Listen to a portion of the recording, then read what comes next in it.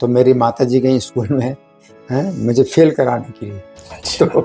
तो हेडमास्टर बोले कि माताजी आप तो जो है अपने बच्चों को फेल कराने आई हो, तो जो दूसरी माताएं हैं अपने बच्चों को पास कराने आती हैं, उनके बच्चे फेल हो जाते हैं। तो हमारी माताजी बोली कि मास्टर साहब हमारे घर में जितने बच्चे हैं, 1976 में मैंने बीई कंप्लीट किया था, फिर आईआईटी कानपुर में मैंने जो एमटेक प्रोग्राम ज्वाइन किया।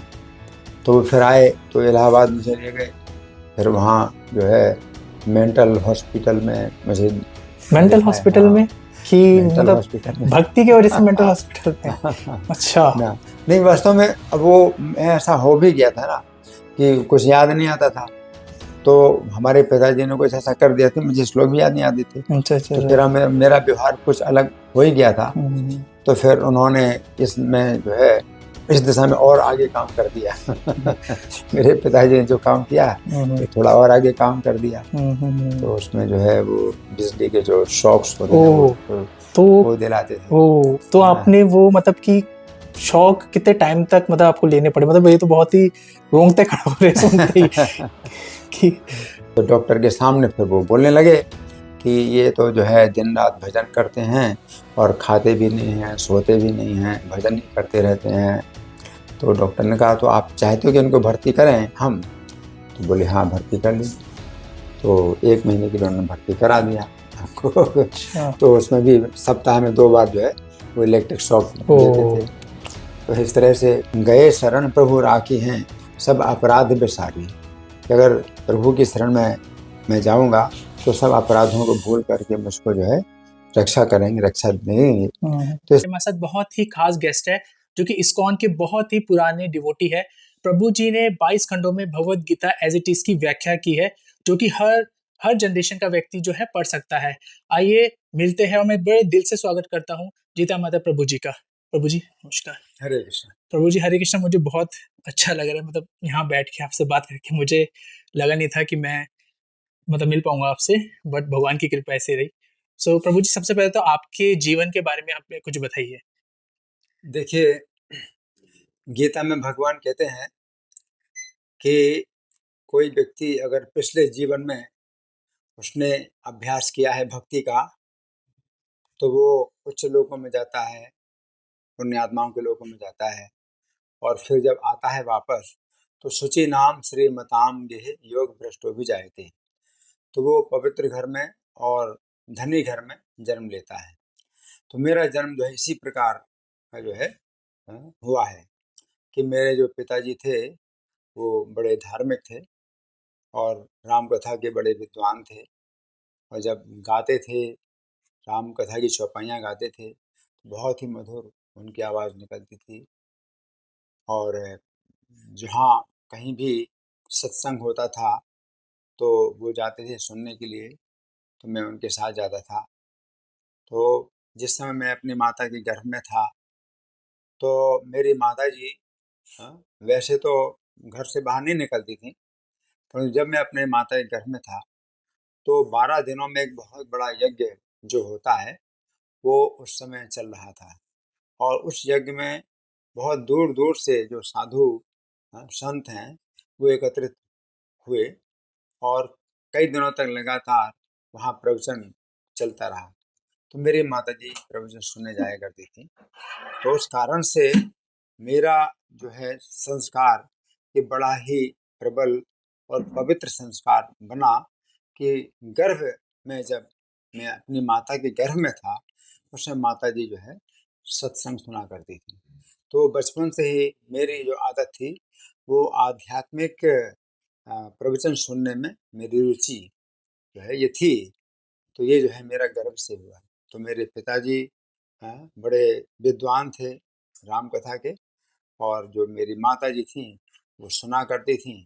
तो वो जो दोनों का जो गुण है वो मेरे अंदर आया। तो मैं बचपन से ही पढ़ाई लिखाई में रुचि लेता था। जब मैं 4 साल की अवस्था का था तो मैं बहुत रोता था कि मुझे मतलब पढ़ने जाना है स्कूल में। तो हमारे जो घर में जितने बच्चे होते थे 5 साल में ही स्कूल जाते थे, लेकिन मैं जब बहुत जिद करता था तो 4 साल में स्कूल जाने लगा। कक्षा 1 की पढ़ाई में मुझे पास कर दिया गया। तो मेरी माताजी गईं स्कूल में, मुझे फ़ेल कराने के लिए। अच्छा। तो मैं हेडमास्टर बोले कि माताजी आप तो जो है अपने बच्चों को फ़ेल कराने आई हो। तो जो जो दूसरी माताएँ हैं, अपने बच्चों को पास कराने आती हैं, उनके बच्चे फ़ेल हो जाते हैं। तो हुँ, हमारी माताजी बोली कि मास्टर साहब हमारे घर में जितने बच्चे हैं 5 साल से ही जो है वो पढ़ना शुरू करते हैं और हम नहीं चाहते कि इसकी नींव जो है कमज़ोर हो। उसकी नींव जो को पक्की करने के लिए हम जो है इसको 5 साल से ही इसकी पढ़ाई शुरू करना चाहते हैं। तो इस तरह से मेरी पढ़ाई-लिखाई में मतलब इतना मतलब वो था कि मैं मतलब तेज़ था पढ़ने में कि जब वर्णमाला का जो है अभ्यास नहीं किया था मैंने, हुँ, हुँ, लेकिन किताबें पढ़ लेता था। मेरे पिताजी जो है पढ़ते थे किताबें, तो मैं जो है पूछ-पूछ कर ये क्या लिखा है, ये क्या लिखा? तो शब्दों को पहचान करके, अक्षरों को पहचान करके, जबकि वर्णमाला का अध्ययन नहीं किया था। तो इस तरह से ये सब हुआ और फिर जो मेरा कॉलेज का जीवन था, तो कॉलेज के जीवन में जो है भौतिकतावादी जो संगति थी, तो उससे जो है मैं काफ़ी इससे मतलब एक तरह से विरक्त हो गया। मतलब मतलब मेरी श्रद्धा खत्म हो गई, भगवान के प्रति और धर्म के प्रति श्रद्धा खत्म हो गई। लेकिन उस समय मेरे जीवन में कुछ ऐसी परेशानी आई, शरीर में कुछ ऐसी दिक्कतें आईं, जिनका कि कुछ इलाज नहीं हो रहा था और डॉक्टर भी नहीं समझ पाते थे। तो फिर मुझे लगा कि मुझे भगवान की शरण लेनी चाहिए और मुझे वो कुछ याद आया, वो दोहा, "गए शरण प्रभु राखी हैं, सब अपराध बिसारी।" अगर प्रभु की शरण में मैं जाऊँगा, तो सब अपराधों को भूल करके मुझको जो है रक्षा करेंगे, रक्षा देंगे। हुँ, तो इस तरह से फिर मेरा कॉलेज के जीवन में फिर ये आध्यात्मिकता फिर से प्रारंभ हुई और फिर इलाहाबाद में मैंने बैचलर ऑफ इंजीनियरिंग किया था। तो 4 साल का था लेकिन सेमेस्टर लेट लेट होते-होते वो 5 साल का हो गया। तो 1976 में मैंने बीई कंप्लीट किया था। फिर आईआईटी कानपुर में मैंने जो एमटेक प्रोग्राम जॉइन किया। तो वहाँ पर जो लाइब्रेरी थी, तो वहाँ मैं जाता था, तो आध्यात्मिक पुस्तकें देखता था। तो उन उन पुस्तकों में जो लाइब्रेरी थी, उनमें जो है मुझे 3 किताबें लिखी मिली, जो कि प्रभुपाद के द्वारा लिखित थीं। वो श्रीमद् भागवत के पहले स्कंद पर 3 पुस्तकें थीं। तो उनको फिर मैंने जब पढ़ा, तो मैं नहीं जान पाया कि ये प्रभुपाद जो है, ये पूरे विश्व विख्यात एक जो है जगत गुरु हैं। बल्कि मैं यही समझा कि मैं नहीं जानता कि ये व्यक्ति कौन है, लेकिन ऐसा जो है इन्होंने श्लोकों की व्याख्या लिखी है, जो भक्ति की दिशा में ही सीधे भक्ति की दिशा में प्रत्येक श्लोक की व्याख्या जा रही है। तो चूँकि उसमें उनका नाम ऐसे भक्तिवेदांत स्वामी लिखा था और प्रभुपाद नाम नहीं था, कृष्ण कृपा श्री मूर्ति भी नाम नहीं था। तो मैं नहीं समझ पाया क्योंकि 1965 में ये किताबें प्रभुपाद ने जो छापी थी, तो विदेश जाने से पहले छापी थी। तो उनको प्रभुपाद की उपाधि भी नहीं मिली थी और कृष्ण कृपा श्री मूर्ति उनके नाम के पहले नहीं लगा था और इस्कॉन का भी नाम नहीं था, भक्ति वेदांत बुक ट्रस्ट का भी नाम नहीं था, तो मैं नहीं जान पाया। तो इस तरह से फिर मैं अपने घर में आ गया, तो एमटेक की जो पढ़ाई है वो पूरी नहीं हो पाई और मैं घर में आ गया। तो मेरे जो है एक बुआ के लड़के थे, लक्ष्मी नारायण, तो उनकी पंसारी की दुकान थी। तो पंसारी की दुकान में ऐसी किताबें आती हैं, जिनके पेज फाड़-फाड़ करके वो लोग जो है सामान बेचते हैं। तो वो एक किताब योग की पूर्णता थी, जो कि उनके दुकान में आई थी और वो योग की पूर्णता चूँकि उसने देखी लक्ष्मी नारायण ने कि ये तो मैं जो है अपने भाई को दूँगा, तो जो कुछ वो समझेंगे क्योंकि इसमें योग की पूर्णता तो एक अपने आप में ही आध्यात्मिकता का जो है ये नाम है। तो वो जो है किताब लेके आए मेरे पास। तो जब मैंने उस किताब को देखा तो उसमें कृष्ण कृपा श्री मूर्ति एसी भक्तिवेदांत स्वामी प्रभुपाद लेखक का नाम लिखा था। तो मैंने सोचा मैंने तो एसी भक्तिवेदांत स्वामी की श्रीमद् भागवत की पहला स्कंद पूरा मैंने अध्ययन किया है। तो ये फिर वही होंगे और कृष्ण कृपा श्री मूर्ति लिखा हुआ है, ये तो बहुत बड़ी उपाधि है और अंत में प्रभुपाद लिखा हुआ है, ये भी बहुत बड़ी बात है। फिर नीचे लिखा था संस्थापक आचार्य अंतर्राष्ट्रीय श्री कृष्ण भावनामृत संघ कि इन्होंने तो पूरी दुनिया में कृष्ण भावनामृत संघ की स्थापना कर दी। तो फिर मैंने सोचा कि ये तो बहुत बड़े व्यक्ति हैं। तो इस तरह से फिर मैंने उसमें किताब में जो भक्ति वेदांत बुक ट्रस्ट ये एड्रेस लिखा हुआ था और मुफ्त सूची पत्र के लिए लिखें वो उसमें लिखा हुआ था। तो मैंने एक पोस्ट कार्ड भेज दिया कि मुझे मुफ्त सूची पत्र भेज दीजिए। तो वहाँ से मेरे पास आ गया एक जो है छोटी सी पुस्तिका जिसमें किताब का नाम था और उसमें कीमत लिखी थी और विषय वस्तु लिखी थी। तो इस तरह से किताबों की मुझे जानकारी मिली और मैं फिर मनी ऑर्डर भेज करके किताबें मंगाता रहा। और ये सन 78 की बात है कि जब मेरी पढ़ाई बंद हुई थी और मैं घर में प्रभुपाद की पुस्तकें मंगाता रहा और मेरा जो है जीवन, आध्यात्मिक जीवन उसी समय से शुरू हो गया। ओके। सो प्रभु जी, जब आपका ये सफ़र स्टार्ट हुआ श्री कृष्ण के प्रति, तो आपको कुछ लाइफ में कठिनाइयाँ भी आई होगी, क्योंकि जैसे माता जी ने आपको वही बोला, नहीं भई बच्चे को एक साथ फेल कर दो, इसका मतलब है वो आपसे बहुत ही ज़्यादा अटैच थी। एक होता है ना कि हर माता-पिता का ये होता है कि हमारा बच्चा जो है इंजीनियर बने, डॉक्टर बने, शादी करे, एक परिवार बसाए। तो उनको जब पता लगा कि आप अब अलग ही राह में चलने वाले हैं, तो घर वालों का क्या रिएक्शन था? हाँ, इसमें बड़ी मेरे लिए एक लज्जाजनक स्थिति बन गई थी कि काफ़ी मतलब इतनी मैंने पढ़ाई-लिखाई की कि हमारे परिवार में, हमारे वंश में किसी ने इतना पढ़ा नहीं था। और अब जो है मैं नौकरी ना करके बहुत बड़ी नौकरी मुझे मिलने वाली थी और बहुत बड़ा जो है मुझे जो संपत्ति, सम्मान सब मिलने वाला था। अब मैं जो है चूँकि भजन कर रहा हूँ, तो मेरे लिए बड़ी लज्जाजनक स्थिति थी। और फिर पिताजी से बातों-बातों में कुछ ना कुछ जो है मतलब बहस हो जाती थी। हुँ, हुँ, हुँ। तो मैं जो है फिर इस बात में मतलब बहुत अड़ा हुआ था कि नहीं, जो मैं जो कर रहा हूँ वो ठीक कर रहा हूँ। और वो चाहते थे कि भक्ति इतनी ज़्यादा नहीं करना चाहिए। भक्ति करो ठीक है, लेकिन अपनी नौकरी करो, शादी करो, है ना? घर बसाओ। तो उनके जो है मतलब इस तरह के विचार होते थे और मैं जो है विरक्ति की दिशा में बातें करता था। तो कुछ होता था और मेरे पिताजी ने इस कारण से मुझे कुछ ऐसी दवाई भी खिला दी अच्छा। कि जिसमें कि अब मुझे श्लोक ही याद नहीं होते थे। हुँ, श्लोक जो है पूरी गीता मुझे याद थी, हुँ, हुँ। लेकिन फिर मुझे बहुत कठिनाई होती याद करने में। तो ऐसा भी हुआ, है ना? और फिर मेरे जो मझले भाई थे बालकृष्ण, तो 2 साल बड़े थे। तो वो फिर आए तो इलाहाबाद मुझे ले गए। फिर वहाँ जो है मेंटल हॉस्पिटल में मुझे मेंटल दिखाएँ, हॉस्पिटल हाँ, में कि मेंटल मतलब हॉस्पिटल में। भक्ति की वजह से मेंटल हॉस्पिटल में? अच्छा। ना, नहीं वास्तव में अब वो ऐसा हो भी गया था ना कि कुछ याद नहीं आता था। तो हमारे पिताजी ने कुछ ऐसा कर दिया था, मुझे श्लोक भी याद नहीं आती थी। अच्छा, अच्छा, तो अच्छा। फिर मेरा व्यवहार कुछ अलग हो ही गया था। हुँ, तो फिर उन्होंने इसमें जो है इस दिशा में और आगे काम कर दिया। हुँ, मेरे पिताजी ने जो काम किया, हुँ, हुँ, ये थोड़ा और आगे काम कर दिया। हुँ, हुँ, हुँ। तो उसमें जो है वो बिजली के जो शॉक्स होते हैं ओह!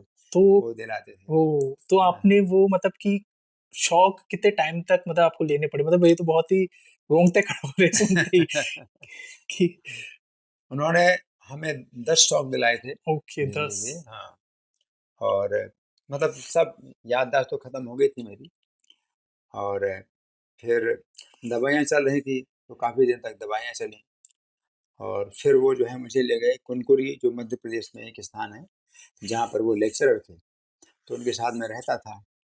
लेकिन फिर बाद में मेरा उनके साथ में थोड़ा मतभेद हो गया, तो मैं उनको भी छोड़ कर के कल्याण आश्रम में चला गया, जो कि आरएसएस वालों का कल्याण आश्रम। तो हुँ, उनमें कोई हुँ। धार्मिकता और आध्यात्मिकता भी होती है। तो वहाँ पर उन्होंने हमें पूरी सुविधा दी कि आप भजन करो, भक्ति करो और आप जो है यहाँ पर रहो। तो काफ़ी मुझे सुविधा मिल रही थी। लेकिन उस समय क्या हुआ कि मैं जाड़ों में बड़ी कठोर तपस्या करता था। तो जाड़ों में जो है स्नान करके, कुएँ के पानी में स्नान करके और खुले जो है बिल्कुल खुला जो मतलब स्थान था, वहाँ बैठ कर के और केवल बनियान और केवल अंडरवियर पहने और पूरी गीता का पाठ कर रहा। तो उसमें क्या हुआ कि फिर ठंड लग गई मेरे, हुँ, हुँ, हुँ, हुँ। तो गले में ठंड लग गई। तो अब जो है यहाँ की जो नस है वो थोड़ा ऐसी हुई कि श्वास अंदर नहीं जाती। अगर श्वास अंदर लेना है तो मुझे हाथ से ऐसे दबाना पड़ेगा, तब श्वास अंदर ले पाऊँगा। तो अब ये जो दिक्कत हो गई, तो मेरे भाई ने इसका लाभ फिर उठाया। तो वहाँ जो रांची का जो हॉस्पिटल है, वो मतलब पागल खाना, अच्छा। तो वहाँ भर्ती कर दिया। प्रभु जी आप बहुत शरीफ थे कि वो मतलब एक होता है ना कि आपको पकड़ के, क्योंकि कोई बंदा होता है अड़ जाता है, पर मेरे हिसाब से आपको देख के ही ऐसा सॉफ्ट हार्टेड लग रहा है कि अच्छा चलो ठीक है। नहीं, मुझे तो बताया नहीं उन्होंने, अच्छा, वो मुझे ले धोखे से गए, ले गए। मुझे वहाँ ले गए। अच्छा। और वहाँ जब मेरा परिचय कराया डॉक्टर से, तो डॉक्टर के सामने फिर वो बोलने लगे कि ये तो जो है दिन-रात भजन करते हैं और खाते भी नहीं हैं, सोते भी नहीं हैं, भजन ही करते रहते हैं। तो डॉक्टर ने कहा, "तो आप चाहते हो कि इनको भर्ती करें हम?" तो बोले, "हाँ, भर्ती कर लीजिए।" तो 1 महीने के लिए उन्होंने भर्ती करा दिया हमको। अच्छा। तो उसमें भी सप्ताह में 2 बार जो है वो इलेक्ट्रिक शॉक देते ओह! थे। तो इस तरह से तो प्रभु जी इतना कष्ट सहने के बाद कभी आपको ये नहीं हुआ कि ठीक है बैक टू द घर ही जाते हैं, जो घर चाहते हैं, घर वाले जो चाहते हैं वही कर लेते हैं? मतलब कभी ऐसा हुआ नहीं, आपका डगमगाए नहीं आप? नहीं, ऐसा नहीं हुआ। हाँ, बल्कि हाँ, ऐसी स्थिति में भी मुझे कुछ और भी मिले, जो कि साधु, कुछ तो साधु थे और कुछ वो प्रामाणिक नहीं भी थे। लेकिन उन्होंने कहा कि रोज़ रात में 12 बजे गीता का 11वाँ अध्याय पाठ करो तो तुम्हें भगवान के दर्शन होंगे। अच्छा। तो ऐसा जो उन्होंने कहा, तो हालाँकि वो इस तरह से मुझे हुआ तो नहीं, लेकिन तो भी मैं गीता का 11वाँ अध्याय पाठ करता था। तो इस तरह से फिर मुझे गीता के श्लोक फिर याद आने लगे। मैं गीता का अभ्यास करने, गीता के श्लोक फिर याद आने लगे। और इसके बाद फिर मुझे याद आया कि मैं भक्ति वेदांत बुक ट्रस्ट से जो है किताबें मँगाता था, बम्बई वाली। और वहाँ कुनकुरी के पास जो है कलकत्ता का जो है एक सेंटर था। तो फिर मैंने कलकत्ता में पत्र लिखा कि मैं जो है भक्ति करना चाहता हूँ। क्योंकि इन किताबों में, जो बम्बई से मैं किताबें मँगाता था, भक्ति विधान बुक ट्रस्ट की, तो उनमें लिखा रहता था कि अगर कोई आजीवन भक्त बनना चाहता है, तो यहाँ मंदिर में सुविधा है रहने की और सब व्यवस्था होती है और भक्ति का जो है पूरा वातावरण मिलता है। तो उस समय तो मेरी हिम्मत नहीं थी कि मैं मतलब छोड़ के जाऊँ, क्योंकि मैं सोचता था कि अगर मैं मंदिर में जाऊँगा तो वो जीवन की सुविधाएँ जो हमारी हैं, जिनमें मैं अभ्यस्त हूँ, तो वो नहीं मिलेंगी। तो मैं हिम्मत नहीं करता था। लेकिन अब तो मुझे मतलब बहुत निराशा हुई कि मतलब हर तरह से जो है अब निराशा हो रही थी। तो फिर मैंने उनको पत्र लिखा और पत्र का जो है उत्तर आ गया मेरे पास कि हाँ, आप आ जाइए कलकत्ता और हम आपकी पूरी सहायता करेंगे। तो फिर मैं कलकत्ता गया, कलकत्ता मंदिर में गया। लेकिन वो जो मेरा जो ठंड लगी थी गले में, उसका जो है सही इलाज तो हो नहीं पा रहा था। कोई डॉक्टर नहीं समझ पा रहा था कि वो मतलब है क्या, दिक्कत क्या है। तो मैं जब कलकत्ता मंदिर में गया, तो वहाँ मैंने अपना परिचय दिया कि मैं फुल टाइम भक्त बनना चाहता हूँ।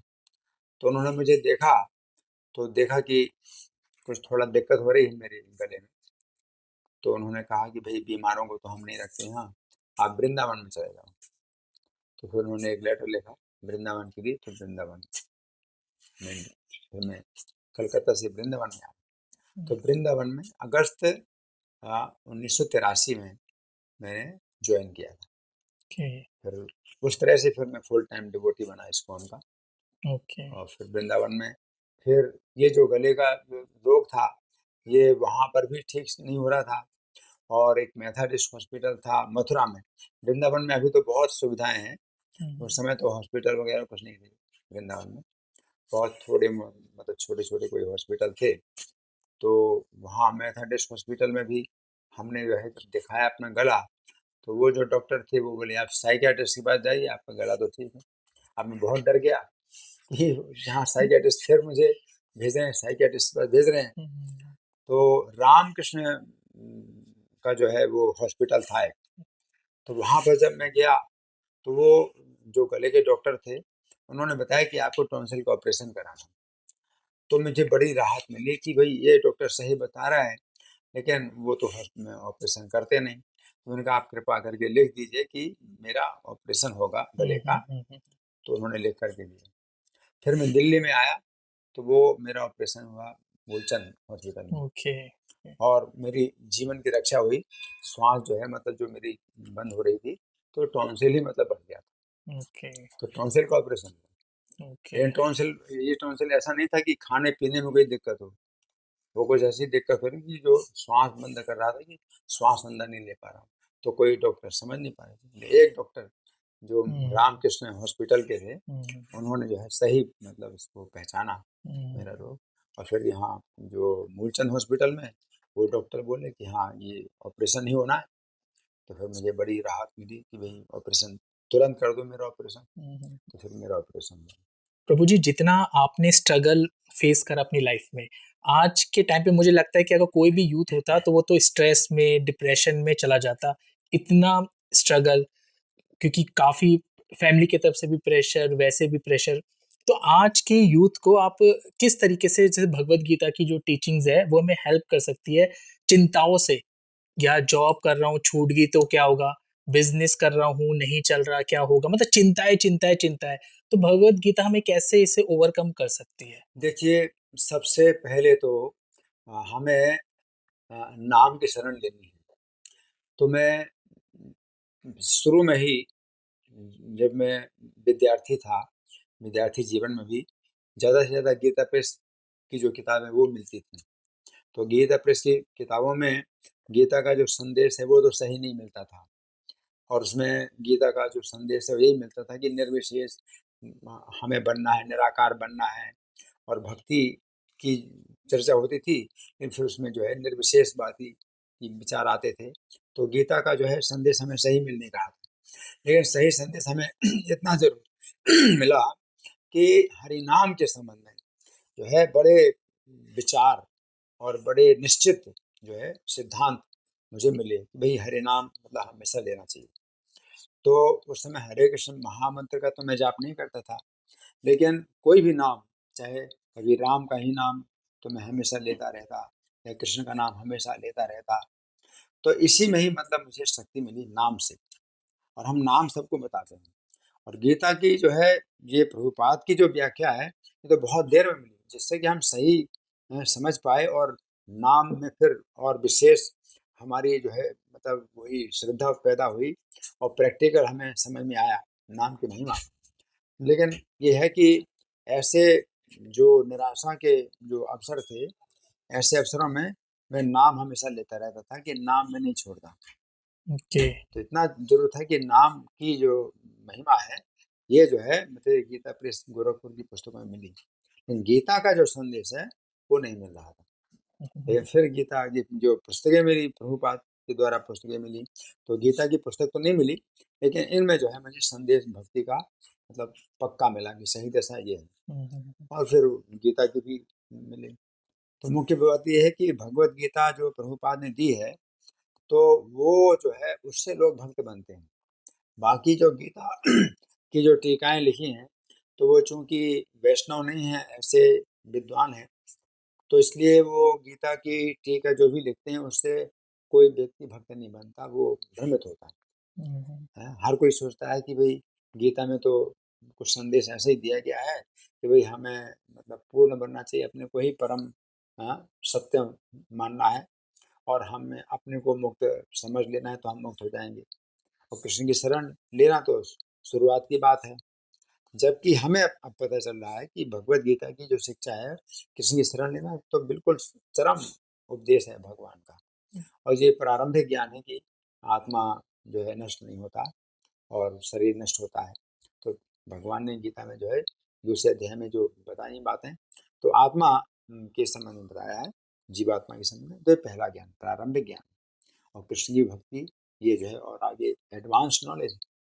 तो वो जो है गीता की जितनी भी टीकाएँ मिली, कहीं में भी जो है इस तरह से नहीं मिला कि एडवांस नॉलेज जो है कृष्ण की भक्ति।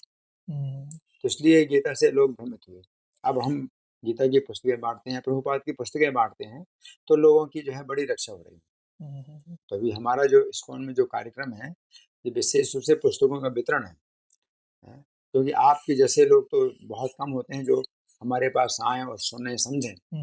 लेकिन बहुत से लोग हैं वो व्यस्त हैं, और वो जो है अगर 2 मिनट के लिए सुनेंगे, तो कितना वो मतलब समझ पाएंगे। हम्म, तो इसलिए कोई पुस्तक अगर उनके हाथ में दे दी जाती है और वो ले जाते हैं, तो वो उनकी बड़ी रक्षा करती है कि उनको हमेशा के लिए वो मौका मिल जाता है, कभी चाहें तो खोलेंगे। हम्म, तो पुस्तक वितरण का जो कार्यक्रम है, ये बड़ा जो है शक्तिशाली कार्यक्रम है।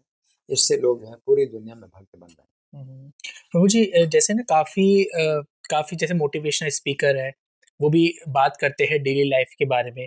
सो बेसिकली अगर हम मेरा पॉइंट वही है कि डेली लाइफ में भगवत गीता को कैसे यूज कर सकते हैं।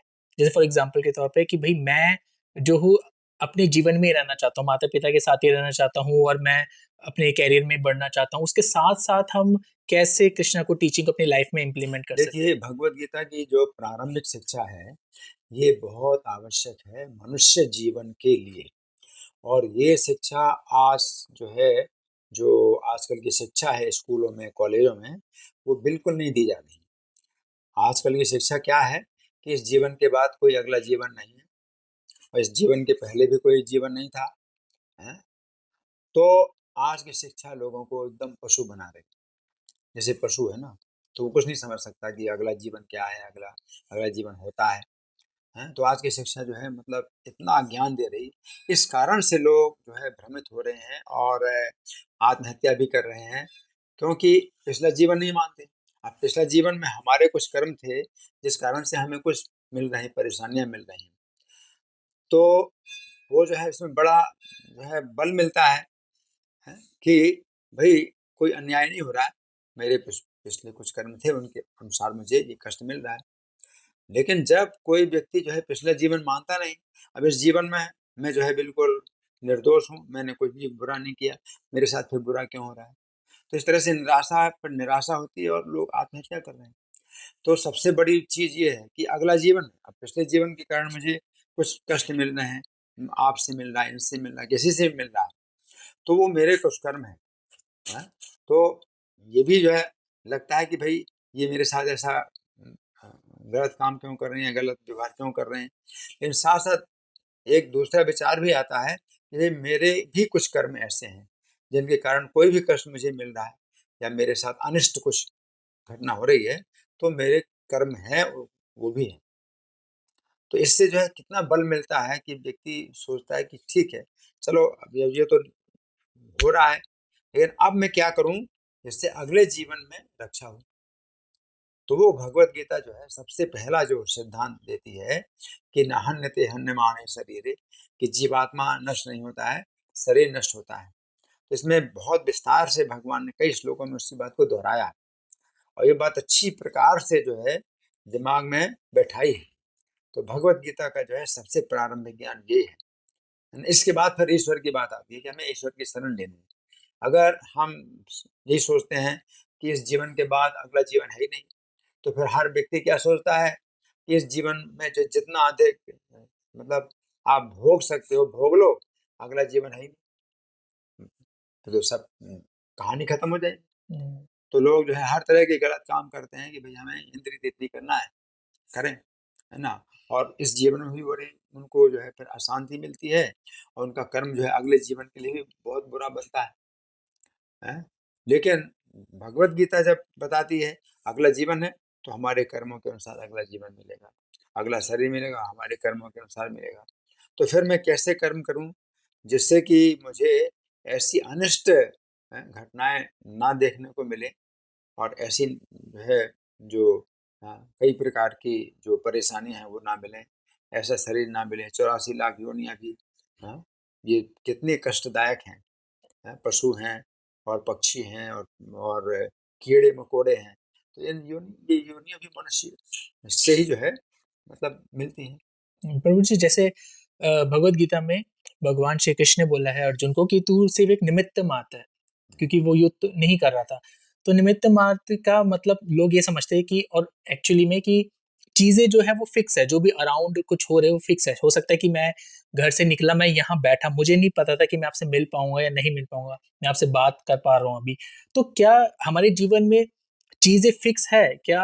जो चीज होना है वो होती ही है, चाहे हम हाँ, जितनी भी देखिए कोशिश करें। देखिए इस संबंध में समझना चाहिए कि मनुष्य के जीवन में बहुत सी बातें निश्चित हो चुकी हैं कि हमें ये सुख और ये दुःख ये जो है निश्चित हो चुके हैं हमारे मनुष्य जीवन में, है ना? और कई घटनाएँ जो अप्रिय घटनाएँ होती हैं, तो वो भी हमारे लिए निश्चित हो चुकी हैं। लेकिन हमारे मनुष्य जीवन में कई बार ऐसे बिंदु आते हैं, जहाँ कि हमें चुनना होता है कि हम भगवान को चुनें या हम माया को चुनें, है ना? तो वो जो है कुछ ऐसे बिंदु आते हैं, जहाँ कि अपने को चुनना होता है और जहाँ आप जो है ये चुनाव करते हैं कि नहीं, मुझको जो है सही दिशा चाहिए, जो कि जो ईश्वर हैं, इस संसार के ईश्वर हैं और वो जो है मुझसे क्या चाहते हैं, मुझे उनके ही हिसाब से चलना है। मुझे अपनी जो है चेष्टा नहीं करनी है कि मैं अपनी मनमानी करूँ। तो ये जो विचार है, ये जैसे ही जीव के अंदर आता है ना? तो भगवान परमात्मा के रूप में जीव के साथ जो बैठे हुए हैं, इसी की ही प्रतीक्षा कर रहे हैं कि कब ये जीव सोचेगा कि मैं जितना सुख पाने का प्रयास कर रहा हूँ, मुझे दुःख मिल रहा है ना?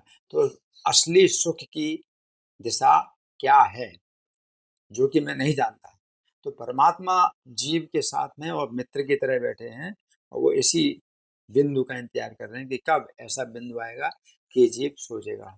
और परमात्मा जो है किसी साधु से मिला देते हैं, किसी भक्त से मिला देते हैं, जो कि उसको दिशा दे देता है कि ये करना है, वो करना है ना? तो प्रभुपाद भी विदेशों में गए, तो उस समय हिप्पियों का आंदोलन चल रहा था।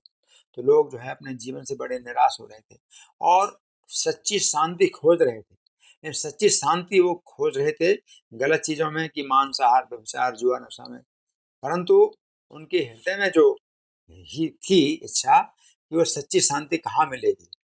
तो वो जो है मतलब भगवान भारत में प्रभुपाद जो है भारत से विदेश में गए, अमेरिका में गए और उन्होंने उन हिप्पियों को ही जो है भक्त बनाया।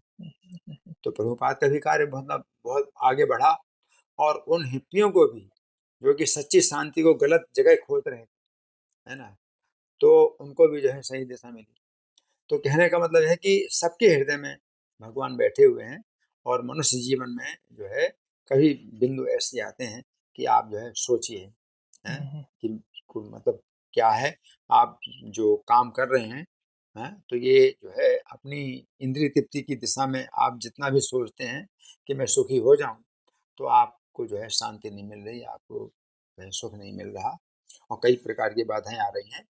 तो क्या दिशा हो सकती है ना? तो वो जो है जब हृदय में विचार आता है तो कोई भक्त मिल जाता है। अभी पुस्तक के रूप में भी प्रभुपाद जो है मिल रहे हैं। अभी पुस्तक जो है ये भी प्रभुपाद का मुख ही है कि प्रभुपाद जो है मतलब किसी के पास पुस्तक आ जाती है। अब मेरे पास भी पुस्तक आई, है ना? तो वहाँ आईआईटी कानपुर में लाइब्रेरी में प्रभुपाद की पुस्तक मिली। फिर बाद में जब मैं घर में आया तो प्रभुपाद की पुस्तक वो मिली जो इस्कॉन की जब स्थापना होगी तब उन्होंने लिखी। और इस तरह से फिर मैंने और मतलब वो किया, हाँ, चिट्ठी डाली, पुस्तक सूची मिल गई, फिर मनी ऑर्डर से किताबें मंगाते रहे। तो इस तरह से हुआ और मैं कोशिश कर रहा था कि मैं अपने घर परिवार में ही रहूँ, भजन करता रहूँ, भक्ति करता रहूँ। भगवान चाहते थे कि मैं जॉइन करूँ। तो घर परिवार से कुछ इस तरह की मतलब परेशानी है जो कि लातें खाने को मिली कि जो है फिर मुझे जो है आना ही पड़ा। प्रभु जी, एक चीज़ मैं जानना चाहूँगा, जैसे कि महाभारत या भागवत में से कोई ऐसी कहानी जो इतनी प्रचलित ना हो बट इंटरेस्टिंग हो, अच्छी हो, कोई भी श्री कृष्ण भगवान की कोई भी स्टोरी भागवत में से जो कि आप शेयर करना चाहते हो? देखिए अ, ये जो भविष्य पुराण है, मैं जहाँ मेरा जन्म हुआ, वो जो है महोबा का स्थान है। तो वो स्थान जो है वीर भूमि कहा जाता है और वहाँ आल्हा और उदल की जो कथाएँ हैं, बहुत प्रचलित हैं कि जो हुए और पृथ्वीराज चौहान के समय में इनके जो है मतलब बड़े वीरतापूर्ण इनके कार्य हुए हैं, इनकी जो गाथाएँ हैं, बहुत गाई जाती थी। लेकिन मैं तो उस समय जब भक्ति की लाइन में था, तो मैंने सोचा कि ये तो जो है लौकिक कहानियाँ हैं और वीरों की कथाएँ हैं, इसमें कोई मतलब भगवान की कथा तो है ही नहीं। लेकिन जब मैं इस्कॉन में आया, इस्कॉन जॉइन कर लिया और फिर जो है एक भविष्य पुराण का मुझे अंक मिला, उसमें जब मैंने देखा कि ये आह्लाद जो बलराम जी हैं, जिनका नाम आह्लाद था, उनको आल्हा बोला जाता है ना? और श्री कृष्ण जिनका नाम उदय सिंह था, तो उनको उदल बोला जाता है। तो ये तो आल्हा और उदल ये वास्तव में बलराम जी और कृष्ण ही हैं आए। फिर उसमें और भी बातें आई कि 5 पांडव भी जो है किस-किस नाम से आए, और पृथ्वीराज चौहान जो धृतराष्ट्र के अवतार पृथ्वीराज चौहान हैं, और अर्जुन के अवतार ब्रह्मानंद राजा परिमल के पुत्र हैं। तो फिर अब ये जो है मेरे लिए बहुत बड़ा एक रोचक कार्य बन गया, और फिर मैंने भविष्य पुराण को, जो संस्कृत के श्लोक और उनके अनुवाद है, वो जब मैं पढ़ा, तो 32 अध्याय में इनकी जो कथा है, ये महोबा में कृष्णावतार ये जो लिखी है हमने, तो भविष्य पुराण से लिखी ये है 2 आपने खंड आपने लिखी है? जी। अच्छा, अच्छा, अच्छा। तो भविष्य पुराण के जो 32 अध्याय है ना, हुँ, तो ये पहला खंड है, पूर्वार्ध उसको बोलते हैं, महोबा में कृष्णावतार पूर्वार्ध, और एक दूसरा है खंड जो कि उत्तरार्ध कहलाता है।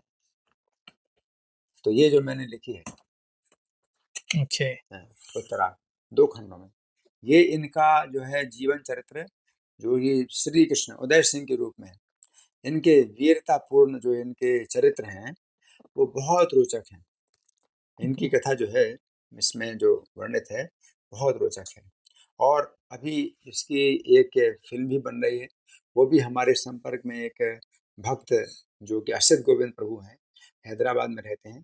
जब मैंने उनसे विचार किया इसके बारे में फ़िल्म बने, तो फ़िल्म बना रहे हैं। अब इसमें तो करोड़ों रुपए हमारे पास कहाँ से आएँगे?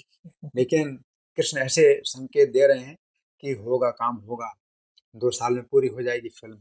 और अभी तक आल्हा और उदल की जो फ़िल्में बन रही हैं, तो वो जो है मतलब उस तरह की है ही नहीं कि उन्होंने क्यों अवतार लिया, कोई नहीं जानता इस चीज़ को, हुँ, हुँ। है ना? और उन्होंने क्या-क्या किया, और किस तरह से उन्होंने कल्याण किया पूरे जो है संसार का, पूरी पृथ्वी का कैसे कल्याण किया। तो वो सब चीज़ें बड़ी गहराई से इसमें जो बताए गए हैं, तो भगवान के अवतार की कथा, तो श्रीमद् भागवत में भगवान के अवतार की बहुत कथाएँ हैं, लेकिन ये श्रीमद् भागवत में नहीं है। श्रीमद् भागवत ये कहती है कि भगवान के अवतार सीमित नहीं है, कि श्रीमद् भागवत में जितने अवतार हैं वही हुँ, पर्याप्त है। हुँ। तो भविष्य पुराण में ये जो कथा है, तो वो हमने महोबा में कृष्णावतार के नाम से जो ये जो लिखा है, इसको अब हम यही चाहते हैं कि पूरी दुनिया में ये लोग जो है मतलब लोग इसको माने, इसको समझें, और ऐसी ऐसी बढ़िया फ़िल्म बने कि वो जो है मतलब छा जाए पूरी दुनिया में। प्रभु जी, एक क्वेश्चन था।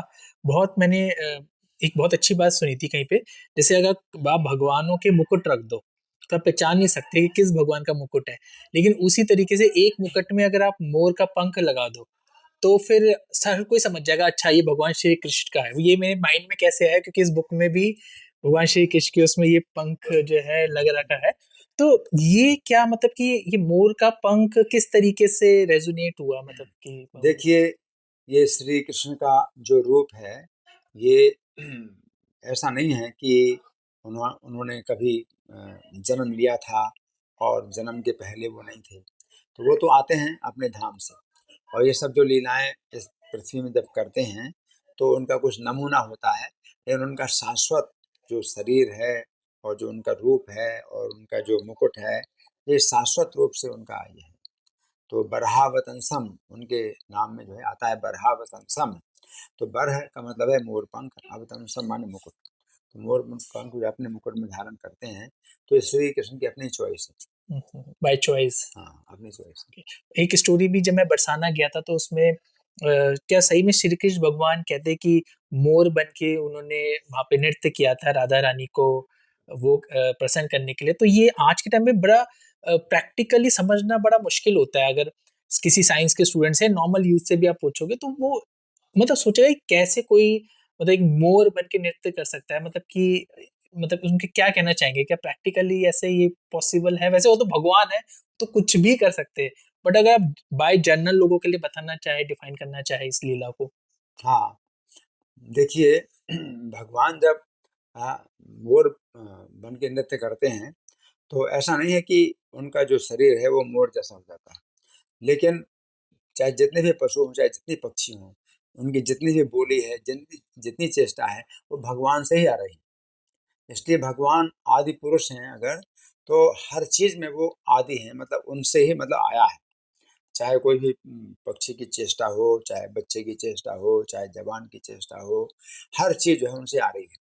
तो भगवान जो है मोर का भी नृत्य जो करते हैं, तो वो जो है उनका मतलब सबसे ज्यादा असली है, मोर से भी ज्यादा भगवान जो है असली। तो इसमें वो चीज नहीं है कि उन्होंने मोर पंख जो है मतलब अपने शरीर में प्रकट कर लिए, ऐसा तो कुछ नहीं है। लेकिन भगवान जो है मोर का जब नृत्य करते हैं, तो वो उनकी जो चेष्टा है वो और ज्यादा आकर्षक होती है, मोर से ज्यादा आकर्षित होती है। ओके। प्रभु जी, वैसे मेरा एक लास्ट क्वेश्चन है कि जैसे कि भगवान जो है अपने उसके लिए माने जाते हैं, वर्ड के लिए, कि जैसे कि मैंने कहा कि ऐसा होगा तो ऐसे होगा, अपने वचन के लिए माने जाते हैं। तो श्री कृष्ण भगवान ने जो है वचन दिया था कि मैं शस्त्र नहीं उठाऊंगा, बट जब महाभारत हो रही थी तो स्वयं भगवान ने रथ का पहिया उठा गया और भीष्म पितामह जी को मारने के लिए बहुत अच्छा। दौड़ पड़े। हाँ, तो ऐसा मतलब कि अब एक तो उन्हें बोला जाता है वही राम भी है, वही कृष्ण भी है, पर राम के जब अवतार में आए तो उन्होंने वचन के मारे सब कुछ छोड़ दिया, घर वर सब कुछ त्याग कर दिया। लेकिन यहाँ पे जब कृष्ण अवतार में आए तो उन्हें अपनी वचन की वो नहीं रखी, मान नहीं रखी, बल्कि वो तोड़ने को भी अतार हो गए। तो मतलब ऐसे कैसे? देखिए, आ, धर्म की जो गति है वो बड़ी सूक्ष्म है। जब भगवान अगर अपने वचन को तोड़ते हैं, तो उसमें भगवान की ये शिक्षा भी है कि किस समय आपको जो है सत्य को तोड़ना है, और सत्य की रक्षा के लिए आपको अगर असत्य भी बोलते हैं तो वो जो है सत्य माना जाएगा, सत्य की रक्षा के लिए, है ना। धर्म की रक्षा के लिए आप अधर्म भी करते हैं तो वो अधर्म भी जो है धर्म माना जाएगा। और कई बार सत्य जो है ये अपने आप में बहुत बड़ा अधर्म हो जाता है। जैसे कोई व्यक्ति साधु था, उसने भाई ने नियम बना लिया, मैं सत्य के अलावा कुछ नहीं बोलूंगा, झूठ बोलूंगा नहीं। और एक गाय जो है कसाई से भयभीत होकर के भाग रही थी, और वो कसाई पीछे पीछे आ रहा था। तो गाय उनके सामने मतलब गई, जिस दिशा में गई देख लिया। अब कसाई बोला कि महात्मा जी, आप तो जो है झूठ बोलेंगे नहीं, आप तो सत्य बोलेंगे, आप बताइए कि गाय किस दिशा में गई। अब महात्मा तो जानते हैं ये कसाई तो काटेगा गाय को, तो उन्होंने बता दिया गाय इस दिशा में गई। अब सत्य, इस सत्य से क्या हुआ, बहुत बड़ा अधर्म हुआ, तो उनको जो है नरक में जाना पड़ा। तो कहने का मतलब भगवान ने इसमें बहुत विस्तार से ये सब बातें बताई हैं कि झूठ अगर आप जो है बोलते हैं, सत्य की रक्षा के लिए झूठ बोलते हैं, किसी जो है गाय की रक्षा के लिए आप झूठ बोलते हैं, गो ब्राह्मणाते हिंसायाम, है ना, ब्राह्मण की रक्षा के लिए नान्यतम स्यात् जुगुप्सितम, तो झूठ बोलने में कोई दोष नहीं है। स्त्रीषु नर्म विवाहे च वृत्यर्थे प्राण संकटे, गो ब्राह्मणाते हिंसायाम नान्यतम स्यात् जुगुप्सितम। स्त्रीषु, तो कभी कभी स्त्रियों के साथ भी झूठ बोलना पड़ता है ना। तो वो जो है उसमें दोष नहीं माना जाता, क्योंकि कुछ कारण ऐसे बन जाते हैं।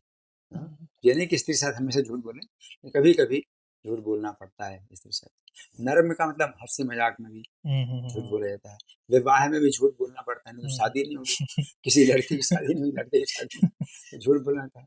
वृत्त्यर्थ है अपनी जीविका के लिए, अपने व्यापार में कोई घाटा ही घाटा होगा, है ना, तो आपको जो है झूठ बोलना, तो आपसे हम फायदा नहीं ले, फायदा नहीं ले तो आप बैठे कैसे, व्यापार कैसे करते, सही बात। तो झूठ बोलना पड़ता है। तो वृत्त्यर्थे प्राण संकट है, अपने प्राण संकट में पड़ जाए तो भी जो है झूठ बोलना पड़ता है। और गो ब्राह्मणार्थे, गाय की रक्षा के लिए, ब्राह्मण की रक्षा के लिए नान्यतम स्यात् जुगुप्सितम, तो झूठ बोलना असत्य नहीं। अब जहां तक भगवान ने जो वचन दिया था वो दुर्योधन को वचन दिया था। हाँ, ये जो वचन है भगवान ने दुर्योधन को दिया था। दुर्योधन को कहा था कि एक तरफ मैं रहूंगा जो कि मैं शस्त्र नहीं उठाऊंगा, है ना, और दूसरी तरफ मेरी 10 करोड़ की नारायणी सेना रहेगी शस्त्र सहित, तो तुम्हें जो लेना है ले लो, है ना। लेकिन वो दुर्योधन ने जिस तरह से अन्याय किया और जितना भी मतलब सत्य बोला उस सबको नष्ट किया उसने, दुर्योधन ने।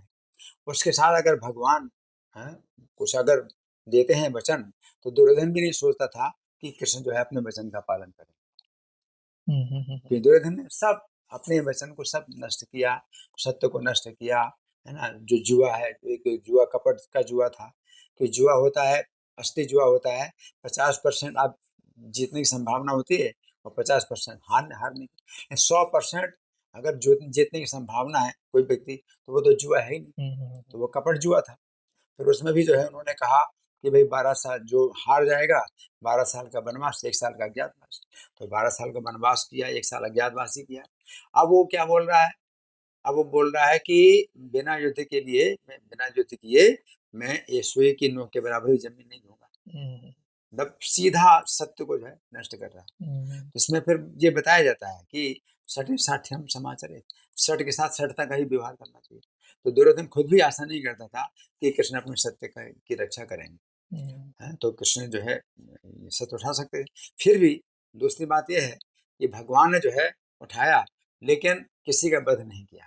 जैसे भीष्म जी ने हैं, प्रतिज्ञा की कि हम भगवान के हाथ में शस्त्र मतलब उठवा लेंगे, तो भगवान ने चक्र जरूर बुलाया, लेकिन भीष्म को मारने के लिए वो दौड़ते जा रहे हैं। अगर चाहे तो चक्र से वो जो है 1 सेकंड में वो भीष्म का सिर काट सकते थे, लेकिन दौड़ रहे हैं केवल दिखाने की मैं मारूंगा, मैं मारूंगा, और अर्जुन को मौका दे रहे हैं कि अर्जुन रोके, है ना। तो भगवान जो है मतलब इस प्रकार से कि भाई ठीक है, तुम चाहते हो तो मैंने सत्य उठा लिया, लेकिन भगवान की जो प्रतिज्ञा है वो फिर भी उसकी रक्षा हुई, क्योंकि उन्होंने फिर भी मारा नहीं, केवल दिखा रहे हैं। तो 2 बार ऐसा किया।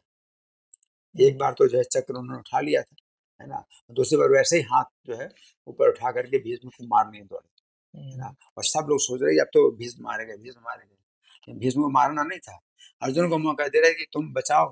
हैं, तो अर्जुन पकड़ते हैं, पकड़ करके भगवान को किसी प्रकार से रोका, मैं युद्ध करूंगा। तो अर्जुन युद्ध में जो है उत्साह नहीं दिखा रहे थे कि पितामह है, पिता के पिता जैसे भीष्म सम्मानित हैं, तो उनके सामने जो है अर्जुन युद्ध में जो है वो थोड़ा लापरवाही कर रहे थे कि कैसे युद्ध करूं। और भीष्म जी जो है कसाई की तरह पांडवों की सेना का विनाश कर रहे थे। तो भगवान ये बता रहे हैं कि अगर ऐसी स्थिति हो तो हमें करना चाहिए, लेकिन अर्जुन ने फिर भगवान उसको वचन दिया, मैं अपने शस्त्रों की शपथ खा के कहता हूँ, अस्त्रों की शपथ खा के कहता हूँ कि मैं मन लगाऊंगा युद्ध करने में। इस तरह से भगवान ने ये सब लीला की। प्रभु जी बहुत बहुत धन्यवाद आपका, आप आए, आपने इतनी अच्छी बातें शेयर करी। होप सो जो भी इस वीडियो को देख रहा होगा उसने बहुत कुछ जाना होगा, सीखा होगा। और मुझे ये बुक जो है प्रभु जी की लिखी हुई है, और जैसे प्रभु जी ने बताया इसमें बहुत अच्छी अच्छी कहानियाँ होगी, मतलब प्रभु श्री कृष्ण के बारे में। सो धन्यवाद प्रभु जी से बात करने के लिए, धन्यवाद। हरे कृष्ण।